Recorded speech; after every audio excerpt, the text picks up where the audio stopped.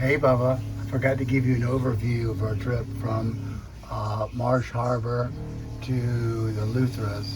So we came in, there was a cut that I have read mixed things on, but it wasn't bad. We came around this big reef system, which you can't really see, but God forbid you hit it. And we came through this cut, which wasn't bad. Some people said it was, but it was deep. And then we turned and went up to, I think it was called Royal Harbour Island. And the cut, you can't go through on this side. You can only go through on this side. It's about 150 feet wide, but you got about 65 feet of water that you can use. And when you go through it, it looks pretty sketchy, but it wasn't bad. I wouldn't want to come in into this inlet, this harbor with the following sea. But then we anchored over here, and it was spectacular. Unlike the night before, where we had 2+ foot rollers hitting the beam and just was jolting all night. So then the next morning we left.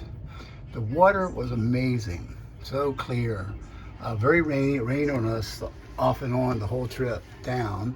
So from there we came to Current Cut, which has, if you read the reviews on that, it's scary. But if you miss it, it can have current with you or against you from 8 to 10 knots, which is 10 knots is about 11 miles an hour.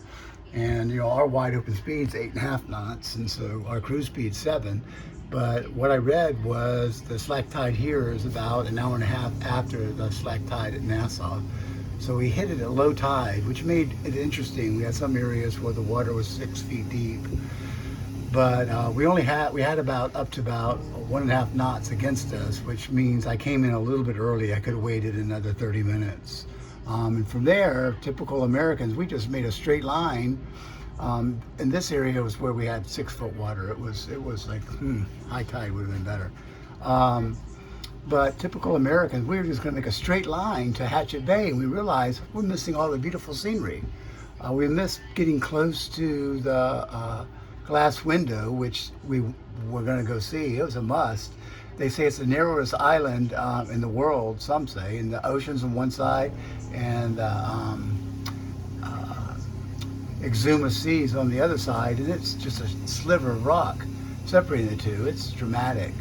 So we came in, we decided to come in, so we turned in so we could see these cliffs. The Eleutheras are really tall. I mean, there's a lot of islands that are 200 feet tall. So then we came to Hatchet Bay, which was amazing. It's sad it's so underutilized, but it was extraordinary. And I guess you got about 50 or 60 feet. It looks very narrow when you're going in, like you can't make it. But it's probably 60, maybe more. I don't know. But it gets shallow. You don't want to go too close to the edges. But once inside, again, I wouldn't want to come in here on a following sea because it's really narrow. That's 50 feet. So that gives you an idea what wiggle room you have right there. If that's 50 feet, you barely have more than 50 feet. Following the sea would make the boat just be all over the place. So we wanted to go to over here to anchor for the storm because it's going to be coming this way and that way.